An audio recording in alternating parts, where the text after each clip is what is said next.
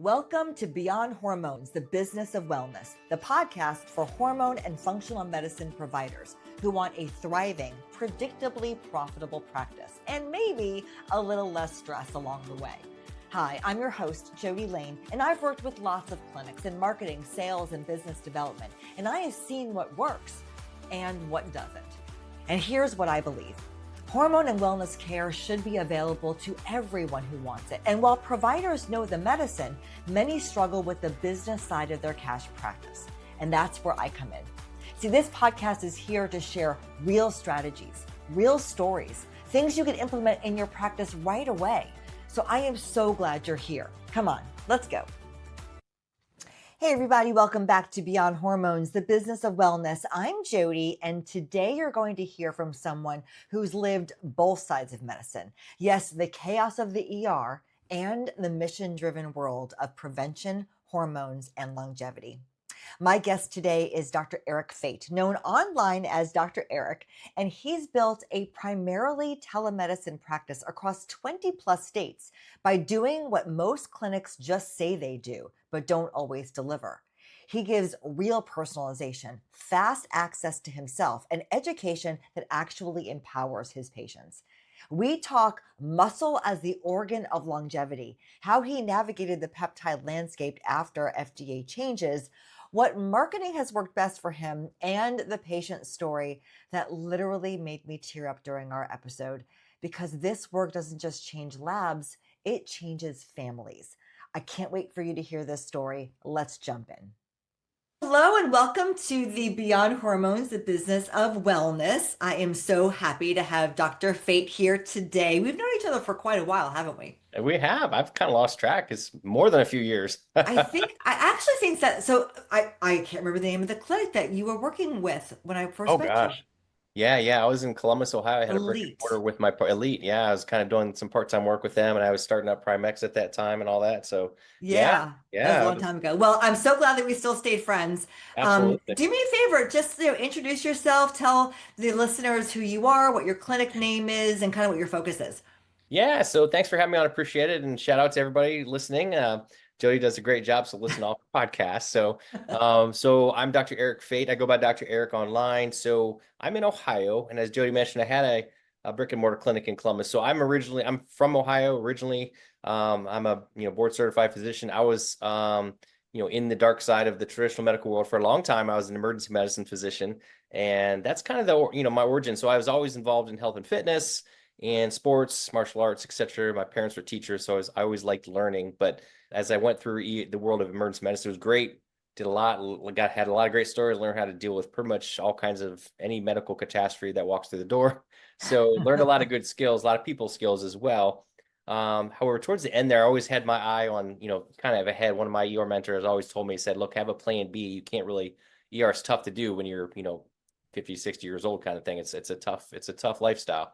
So, and I've always had kind of an entrepreneurial spirit. So I want to kind of have my own business. So I started drericprimex.com kind of as an online thing. I really wanted to do some online businesses, like have, courses and ebooks and products and things, and do some later I ended up started adding some telemedicine to it. So anyway, so I got in the final stages of ER. I started seeing people at their worst, unfortunately. So when you start seeing people in their 30s and 20s and 40s with on a laundry list of medications and, obese and diabetes and just, have a horrible lifestyle, I'm thinking, oh my gosh, you're young, you should be vibrant and killing it out there hiking and doing stuff. I mean, there's got to be a better way. So it really motivated me to get into the preventive side of things. I thought, man, if these people would have just been taught how to have a healthy lifestyle, and I wish I had the time to go over that. So that's why I started Primex, because I really wanted to get in the preventive side. So with my, I love talking about, nutrition and fitness and working out. That's when I got into the world of HRT and bioidentical hormone therapy, and started learning the world of endocrinology. And then eventually that's kind of when I started Primex. And then later I learned about peptide therapy and other longevity protocols. And I'm getting into like quantum biology and gut health and so many other things. It opens so many doors. So anyway, so now I have a pretty much all telemedicine presence. I've got my license in, I don't even know now, over 20 something states. So I have patients all across the country. I've even done some consults and people in like Dubai and England and Australia. I mean, I can't prescribe there, but I can give advice. Right. Typically, my patients are here in the States. I can order anything from afar, and it's been fun. And Jody helped me with some things a few years ago in terms of the marketing side of things. So I'm looking, just trying to grow and expand my presence and do more things. So drericprimex.com is my main site, and I've got a ton of free content on YouTube, my website. I got free ebooks, and I do a lot of social media stuff. So hopefully just providing some knowledge, just trying to help people out. My main message is live to give. I want my patients to feel good and then help other people feel good about themselves and pass Oh, it I forward. love that. We need to make this world a better place. So let's all like kind of Yeah. pass it forward. So So usually we do this at the end, but I'm going to stop now and do it because you have such yeah, a great social media presence. Can you share your social channels so that when people, I will put them in the show notes too, yeah, but yeah, if you want to just say where they can find you so they can follow you. yeah, for sure. You want me to do that now? Yeah, go ahead. Okay. Yeah. So my main website's drericprimex.com, DRERICPRIMEX. I say most people find me on my YouTube videos. And if you Mhm. look at Dr. Eric Primex on YouTube, my videos will pop up. And then Instagram, I think it's just Dr. Eric Fate. And then Facebook, I actually have two pages. My personal page is Eric Fate. And then I also have my Primex Cellular, Mm. Primex, Dr. Eric Primex page as well. So you can find most stuff there. Because you do social media right. Like providers are always asking about how do I do social media? And I've been following you for a long time and you do it right because you do it authentically. It Mm, doesn't really feel like you've got a content calendar. You know exactly when you're posting on what day. You like just open up your phone and you just share. yeah, And you learn a lot that way. As a follower, I learn a lot about medicine by just listening to whatever you feel like sharing that day. So right, if right. you're Well, I listening to appreciate this that. podcast, go follow him and learn from how he does it. Well, So coming is from you, the marketing mistress, that means a lot. So thank you. Thank you. Would you say that there's a story behind the Primex name? How did you come up with that name? that's interesting. So I think I always like playing around with names, and I used to do a lot of writing, try to get creative. And my marketing guy that he does some stuff for me in terms of like we're kind of coming up with like a niche. And so I've always, like I said, I like it all, but I really do a lot of stuff with fitness. I've always been an athlete my whole life, so we were trying to think of like cool names like I like superhero guys. We kind of like, what if I had like a name for a person or something? So prime, right? We want our patients to live their prime. Like we were thinking of like ultimate, superior, trying to come up with all these. So just prime kind of popped in my head, and the X is just kind of like a cool little Yeah. like X. We're gonna X you out. I don't know. I don't know how we came up with it. We're like, hey, Prime X. That's cool. So anyway, It makes me think of Tony Horton, right? P90X. Yeah, yeah, right. Yeah. So, you said something when you were telling your kind of origin story about being in the ER, and I hear that a lot. A provider is in some other modality, they want to move into preventative and wellness. And Right. so, what was sort of your journey for that transition? Because you can't just stop working and not take a paycheck and go start a new Right. company. So, what was your story and how did you transition into that? Yeah, it's a great point. Mine was kind of a circuitous route. I'd love to say I got right into this, but I didn't. There's another ER doctor that I knew, and he was kind of starting up a side business too at the time, doing like varicose vein treatments, Hmm. got a little bit of cosmetic surgical type stuff. Anyway, so I'm like, I'll go learn that. Why not? So I started going out there like once a week or every other week and kind of learning that. And we opened up a clinic in Dublin, Ohio. And eventually I kind of jumped and I went all the way over there. But for a while there, I was, yeah, still working in the ER and doing that on the side. And then later on, I started my HRT clinic and started doing all that stuff. So, and you're right. I think a lot of providers do it that way. And I still have colleagues who still work part-time in their primary care, the ER, still doing some shifts. I've helped a few people. Like there's a super nice guy, doc down in Texas, so I've helped kind of educate him on the HRT side, and he's still doing some ER stuff. But I think you almost have to, like any side business, I feel like you almost have to do it that way, kind of, dip into it, build it up on the side, and then eventually just at some point you gotta jump. Otherwise, you're never gonna be able to commit yourself.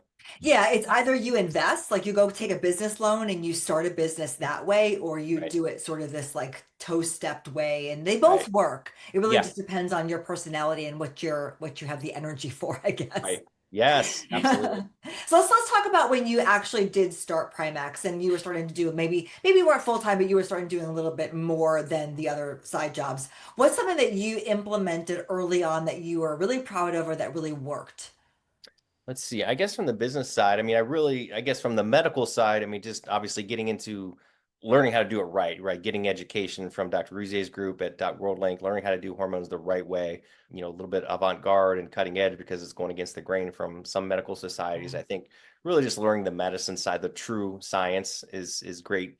and then kind of delving into the world of longevity peptides is just trying to stay ahead of the curve because it's very fast moving. So for me, it's always trying to keep up with all the new stuff coming out and keeping up with my colleagues in terms of learning new things.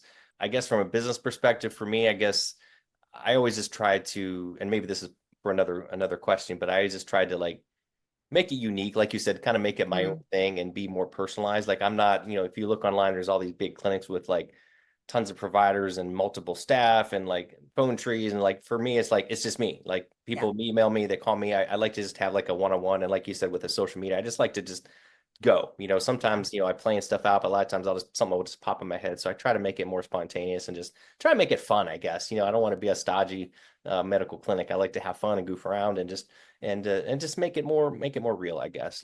So Yeah, totally. So this is just popped into my head. We work with some providers that aren't WorldLink trained. I mean, everyone yeah, knows that AMP promotes WorldLink Medical as the premier certification course for hormone providers. And we work with some that don't even know what WorldLink is or don't want to pay for it. Would sure. you say that from a business perspective, that would be t more tough for a provider who maybe isn't as well trained because they're not getting as good results? Or like, where would you say the kind of dividing line between success and non-success when it comes to training? Yeah, I think so. Okay. I think it'll definitely be heads and tails above if you go through WorldLink and learn their protocols. There's obviously a lot of similarities, but there's just some nuances and some things that are different. And I Yeah. think can take them above and beyond. But you don't, it's not something you have to do, but I think it can Right. be very, very, very beneficial for you for sure. Okay.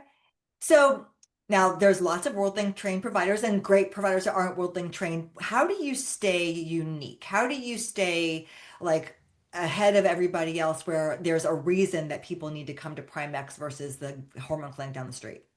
Yeah, for sure. I think the biggest thing is really personalization and that one-on-one that I was talking about. Like I said, Yeah. they get me, and I try to be really quick to get back to people. And I try to really, really. I mean, everybody says they do personalized, but a lot of people say that, but they really don't. A lot of it, there's still a lot of cookie cutter treatments out there.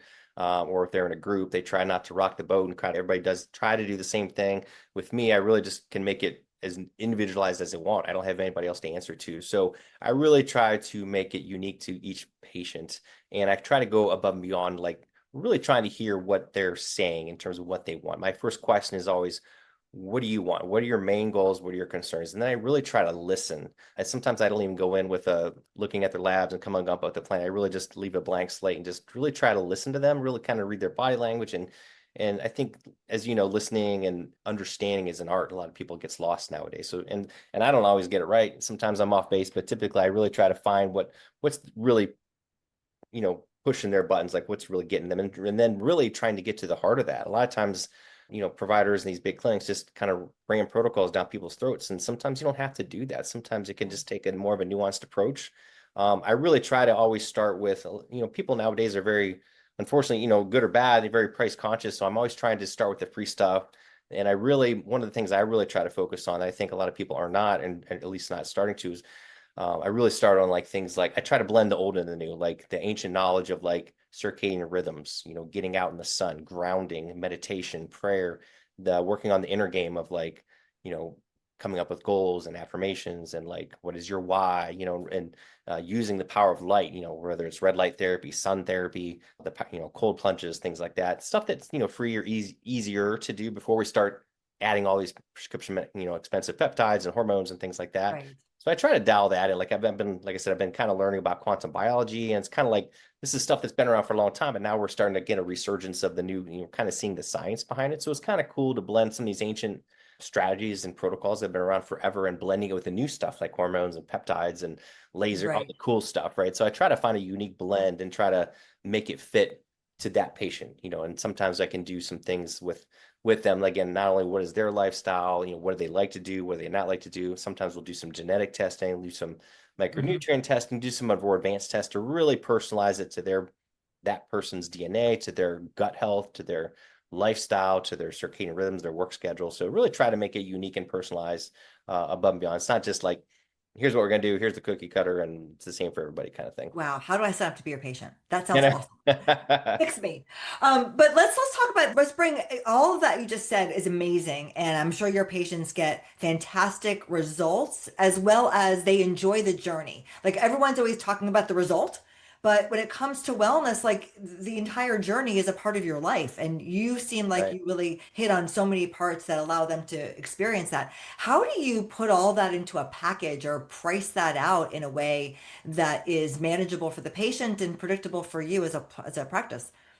Yeah, sometimes that's the challenge, right? So I probably give away a lot more stuff than I should, right? But Oh, we need to talk about we'll talk about that. that. So I try to, me, I'm a pretty simple guy. I try to keep things super simple. So I always go through lifestyle with everybody. I always look at, again, sleep and stress and, lights and circadian rhythms and diet and exercise and, all those things. I go through that with everybody. And then we get into the nitty gritty of labs and hormones and prescriptions and things like that. And that's where all the slight differences come in.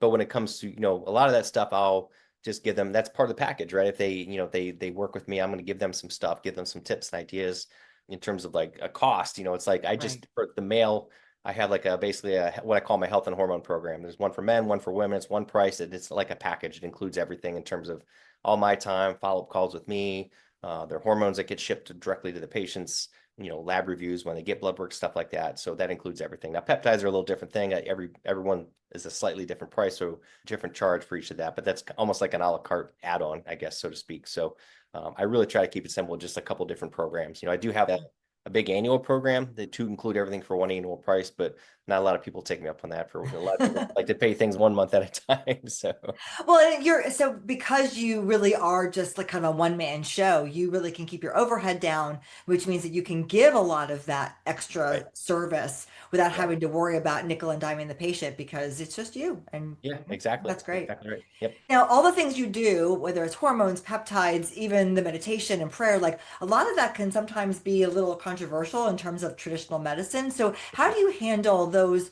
reactions from patients? And more importantly, how do you handle the reactions from their providers when they say, get Mm, off that stuff, that guy's crazy? Like, what do you do with yeah. that? Yeah, that's a great question. So most people are pretty open to stuff. Sometimes if I can kind of get a feel for them about how open they are just based on my initial questions and talking to them.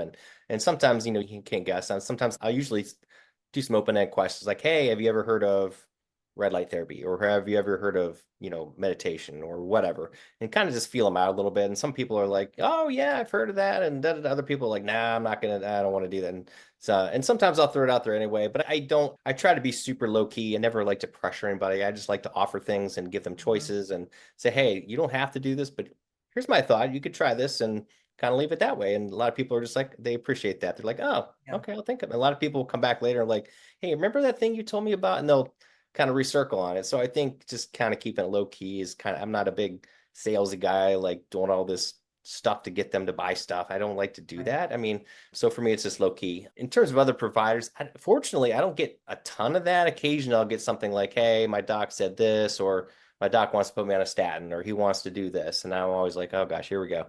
Dr. Ruzier would be like, well, tell them bye, it's him or me kind of. I've never had to fortunately do that too much. So I'm always like, here's my take on it. And I just try to keep it open. If you want to keep doing that, go for it. But here's what I would do. Again, I kind of keep it low key. Fortunately, nothing's come up in terms of like, getting a lot of pushback, knock on Yeah. wood. So, but yeah, I don't want to get in arguments. I don't want to cause controversy. If it comes down to, I'm going to say, look, just do whatever. But, if Yeah. you ever want to recircle with me, let me know. And it kind of feels like the whole industry is changing a little bit. When you and I first met, I think it was probably like 2019. It was harder. The education piece was strong. We had to really teach our patients. But now people are coming to you probably a little more educated than they were before, right? Yeah, it's kind of funny because I've actually had a number of patients who are like, hey, I talked on the phone to someone yesterday or today about like, yeah, I saw so and so, and my doc was like, off the record, you might want to look into like peptides or hormone, Oh, not wow. for me, but like just look into Yeah. it, so he found me, or just and occasionally I'm starting to, like you said, I'm starting to see some traditional docs like kind of being open to this. I mean, I remember myself years ago, I was doing like a gut test on myself, and I went and saw a traditional, GI doctor for, kind of looking into colonoscopy because of my family history, blah, blah, blah. And I mentioned it to him. At first, he blew it off, but he actually called me like a week later. He's like, you know what? I was looking at those things you sent me, and some interesting That's things so here. cool. Yeah. So I think, like you said, I think there's more open-minded docs. There's Yeah. still a lot that don't, right? I mean, there's still some people out there with old school and just don't want to, and that's fine. I just don't want to deal with them, and Yeah, it no, is what it totally. is, you know. So, but it's like you said, it's promising. Hopefully, I think more and more people, as you know, are aware of. At least patients are certainly super aware of all the change in like the medical system and like really seeking out, functional medicine or hormone therapy or some of the quote unquote alternative medicine, which is kind of like the real medicine, right? So I'm seeing a shift to, which is kind of cool to see. That's great. Let's talk about peptides for a second under that same regard, because peptides, gosh, about what, like 2 years ago, the FDA said, we're no longer going to sanction them. And a lot of providers also, their malpractice insurance, wouldn't cover them if anything happened because the FDA wasn't approving. So but you've never slowed down. You are a peptide guy. So how Yeah. did you navigate all that? And what are you doing now with your patients? Yeah, and so I guess in November of 20, was it 24, I think? 23 or 24, I can't remember. They came out with that big thing, like they're gonna Yeah. reclassify a number of peptides. And, you know, I don't know if this is, off the record, but it's kind of like, unfortunately, big pharma kind of owns the FDA. It's like they don't want that stuff out there, right? So it's like I'm sure there's just some things slid under the table. Hey, take care of this for us, kind of thing. So yeah, I take so pictures of mafia men at a bar. right. So that's unfortunate, but yeah, for a while there, we had to. There's a lot of peptides I couldn't really prescribe anymore because they weren't available. The pharmacies weren't Yeah. making them. There's some of the pharmacies that are actually making some of them again because they've changed them. They have completely different formulations or different processes to make it, you know, official and safe and legal, et cetera, et cetera. So it's still not like it used to be back in like, around, pre-COVID. There's still a lot that we can't get anymore. So when I try to use the ones that are FDA approved or that have some indications, the ones that are like quote unquote, not allowed, I try not to use those or try. There are some alternatives out there for them, but yeah, there's still pharmacies that are making them, and they're the ones that are going through the legal stuff. You know what I mean? So Yeah. I try to stay in the guidelines as much as possible and That's tell smart. patients, and just say, here's what works, and I can do this, but I can't do that, that kind of thing.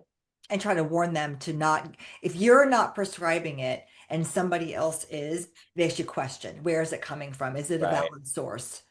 Yeah, I mean, as you know, there's a lot of stuff you can buy online. There's a ton of companies out there that are creating peptides, and they're not, they're research only, or they're not Right. a pharmacy, and they're doing it by the bazillions. And I don't, they don't have any problems. They're getting away with it. But I counsel patients not to do that because, they're not the same thing as pharmaceutical grade. Right. Hell, as you know, you could buy testosterone online, which I would never ever recommend doing because you don't know what the heck you're getting. So Yep. Yep, totally. anyway, All right, let's switch to a different topic, the one that most providers want to talk to me about, and that's marketing. So okay, we cool. already know that you're the social media guy, that you do really well on there. What other things do you do to market yourself and to attract new patients?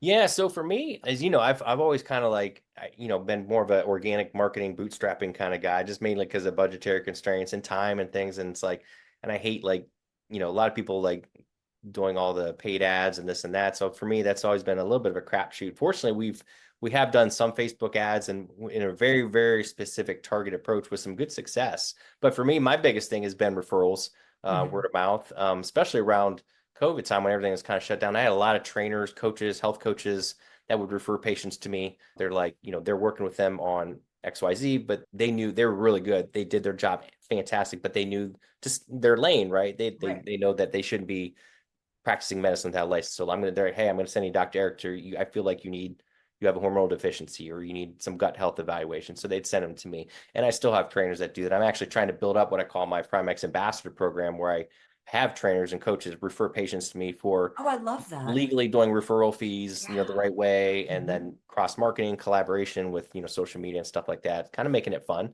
So that's been really good. And of course, word of mouth is great. It's a little harder for me because I am telemedicine. I'm across multiple states. I think you and I talked about this. Like, it'd be easier if I had just one market. I had an office in one area. I could do a lot more. So when I'm spread out, it makes it a little more challenging. So for me, I've had good success with just, referrals, word of mouth, people finding me on social media, doing a little bit of some paid ads online, and really trying to build up like an email list from there. Those have probably been the best things for me, What truthfully. tools do you use? Do you have any marketing tools that you use? Like, Not do you really. use like an email system or a Yes. CRM system? Yeah, so we use MailChimp, Okay, yeah, just for emails. So great. the goal is to try to drive people to the website or capture their email, whether it's on, LinkedIn or social media. We'll do some things like some free guides or some free things, or occasionally some paid ads. Like I said, really just try to capture. So we've been building up my email list on MailChimp. That's really it. I have a really basic kind of electronic medical record system. I don't really use it for marketing, really just more for keeping my forms and my consent forms and messaging patients privately, et cetera. So really for me, it's been organic growth that way, just through that. And then we have a monthly newsletter that I send out to all my clients, and I try to promote that. And now lately I've been trying to put that on my LinkedIn page too, and hopefully that'll grab some traction. It's got a ton of good information in it. So trying to use that, so just, cross collaboration with other people. Those are the big ones. So like I said, I don't have like tens of thousands of dollars to do all these paid ads and all this crazy stuff. I'd like to do that someday, because then I'd be a lot faster. Right. But that's what's been working for me. Do you leverage the fitness trainer, the fitness doctor, right? So you sort of promote yourself as like the fitness doctor. So do you use that in your messaging, or is that only on social media? Yeah, I do. And my big thing is what I call the muscle medicine. That's my big thing, is like I practice muscle medicine, because Okay. that's kind of my catchphrase. I tried to trade. I mean, I think I've trademarked it and this and that. I'm like, because like at the time I've been saying that for, gosh, over a year or so now, because there weren't really a lot of doctors talking about muscle, as the organ of longevity, and like promoting fitness and how muscle keeps us healthy and vibrant and strong. How important it is, and it's not just for looks, but actually where it helps the bones healthy, it keeps your brain healthy, and does all these other things. So I really started using the fitness doc muscle medicine approach as my unique selling proposition to kind of make me stand out from everybody else. More and more people are talking about muscle now, but that's why I was really kind of promote it that way, because that was kind of my niche. So most people, for me, it's about health and performance. So most, the muscle medicine approach is about everybody's looking to like lose weight or sleep better, have improved their sex lives, but it all comes down to one thing, treating the body and treating at the cellular level, and if you focus on muscle and your metabolism, it's going to fix all these things. So for me, that's kind of my niche. That's kind of a unique way to approach it. So yeah, I definitely try to talk about that and promote that as much as I can. Very cool. I've actually gotten some really great moves from you, because you Oh don't yeah. think you do it as much anymore, but you used to record yourself working out and like you Yeah. would teach different moves, and I would like, oh, I'll try that. I can take that to Yeah. the Yeah. gym. I So know. I got to get back to doing that again. I do it it every was now and then. fun. I kind of been forgetting about it the last month or two, so I got to get back on that. Thanks for the reminder. Of course. So what's something that you did over maybe the first couple of years that maybe didn't work, that was kind of a misstep, that maybe even like pushed you back a little bit? Is there anything that you like, any advice that you could give? Like, guys, don't do this. I tried this, it didn't Hmm. work. Yeah, I'd say, let's see, let me think about that. I tried, working with some different marketing people and different things. So I got to be really, everybody listening, be real selective about who you work with from marketing. Jody does an amazing job. Thank you. But I've worked with some other bigger companies who aren't that good. So be careful when they promise the moon and do all this stuff and all these ads and TV and radio.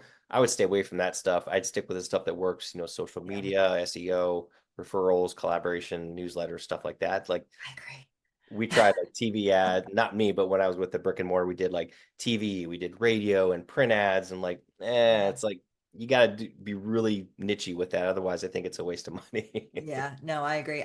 We'd at the clinic that I used to work with, we bought a device, and so that device company gave us like I think it was like $40,000 in TV ads on Hulu. And who wouldn't Yeah, want to do that? right, right.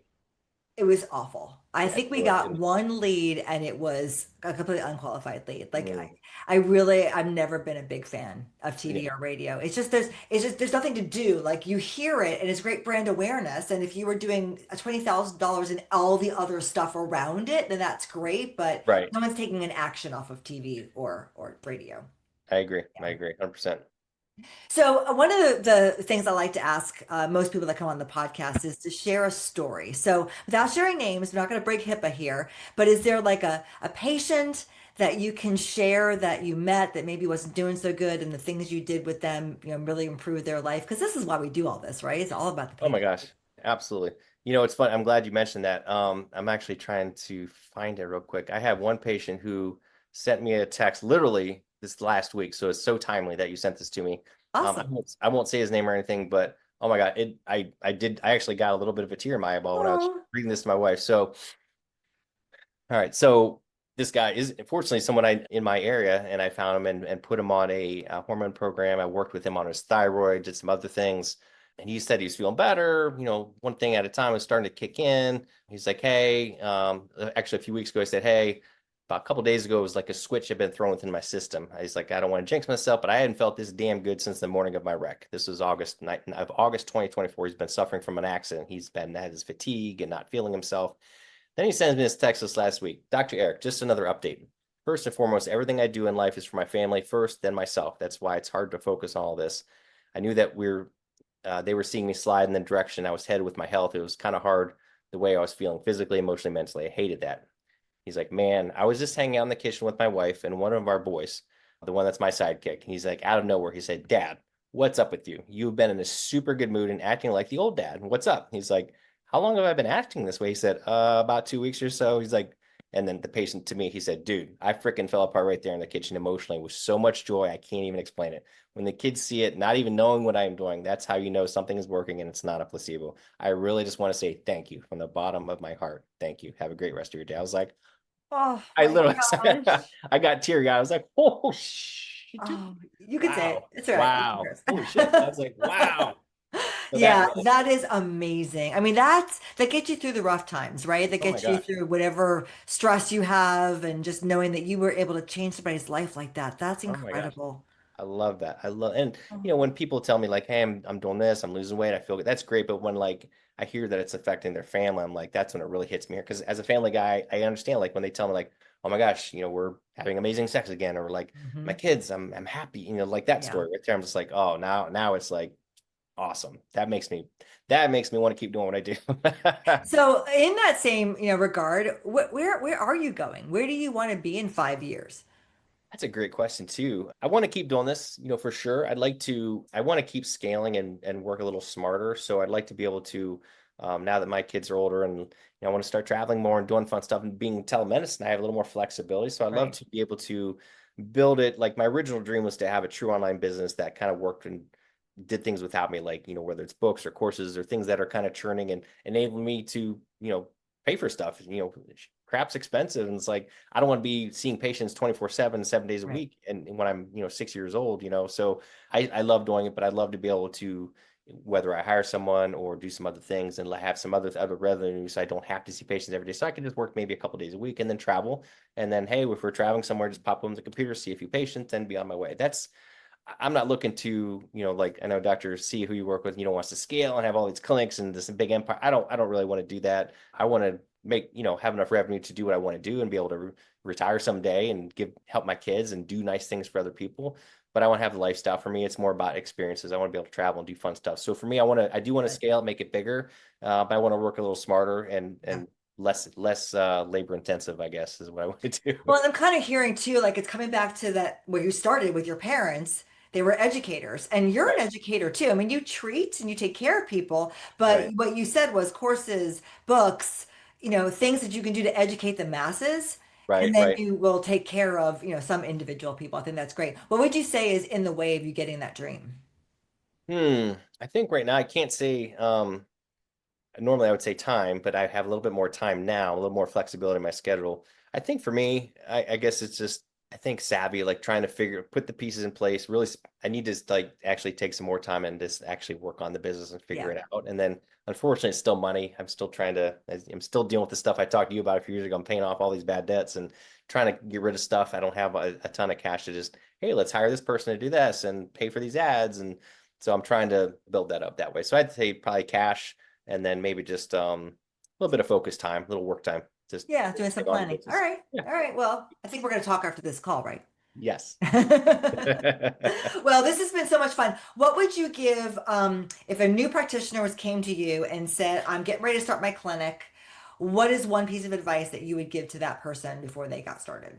I love that. So two things. I mean, obviously, number one, get educated, learn the business. But number two, find someone that can kind of mentor them. I mean, Yeah. I've had people reach out to me just to work with them. And on that same token, like just get started. Don't get, paralysis of analysis. Don't like, well, I got to get in my website and I got to figure this. Just go like look at my social media. Sometimes I'm just they're kind of goofy and I just get on there and I just talk. I just do stuff. So just get out there and just start posting, just start talking every day and just get yourself out there.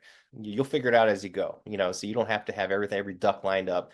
I think that's what I see. Some people, they're taking too long to get started. So do it smart, do it right. You still have to do all these things. You got to get your paperwork, but definitely get educated. You don't want to mess something up, but don't sit around for a year figuring stuff out. Just get started. I love the advice because it's true. I mean, it would be nice to have certain things, but you can always do things in phases.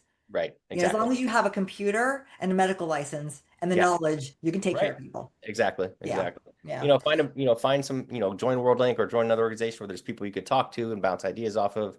Find a mentor. There's tons of people. I mean, I've done it for a few people. Feel free to reach out to me. Anybody who's new, I'm happy to give advice on what I know, what I don't know. I've made a ton of mistakes. We all do. That's how you learn, so. Yeah. All right. Well, I think I heard an invitation in there. So if you're brand new out there and you just, go follow him first and then you can reach out. So we're getting close to the end of our time, and I can't begin to thank you for all the time and all the wisdom and knowledge that you've given. I really appreciate you doing this. No, I feel absolutely. like this is like how I can help those people. Like I asked you what advice you give. Well, this is the advice I can give: is listen to the providers that have done it in the past. Right. Right. But before we go, I like to end every podcast with something that I completely stole. So my favorite podcast is The Diary of a CEO. And Oh, he ends that podcast by asking a question to the existing guest that was asked by the last guest, but that guest doesn't know who you are. yeah. So I have a Interesting. question for you. Okay. What would you do for a career if you weren't doing what you're currently doing now? Hmm. Let me think. If it was completely non-medical or not doing anything that I'm doing now, hmm. It sounds funny, but if I could do anything, I don't know. I'd be doing some type of like guide work or working in a national park somewhere, like taking people on ski trails or hike trails and just, hey, let's learn about this. Let's go explore this. Do something like fun, outdoorsy, just talking to people, hanging out, having a good time. I'd probably be doing something like that. Oh, I can see patient retreat, like Yeah. these wellness retreats. Yes. That's Yeah. so cool. Okay, we just created a side business for you. I know, right? All right, awesome. Well, thank you so much for your time today. I really appreciate all the information, the advice, the wisdom. You've been doing this a long time, so you have a lot to give. So we appreciate it. Well, I appreciate that. And thank you for having me on. And for everybody listening, listen to Jody's podcast. She's a marketing maven. She knows it all. She's got a ton of wisdom herself to pass along. Thank So you. I anyway. appreciate that. All right, hold on. All right, bye. Thank you for listening to Beyond Hormones, the business of wellness. I hope that you're walking away with fresh ideas and real strategies you can use to grow your practice with profit and purpose. If you enjoyed today's episode, be sure to follow the show so you never miss a conversation. And if something you heard today resonated with you, do me a favor, share this episode with a friend or a colleague. It's one of the best ways you can support the show, and it might be exactly what they need to hear right now. If you want even more tools and support, go ahead and head over to acceleratedmedicalpractices.com. Until next time, keep doing the work that matters. Your patients need you, and I am cheering you along every step of the way.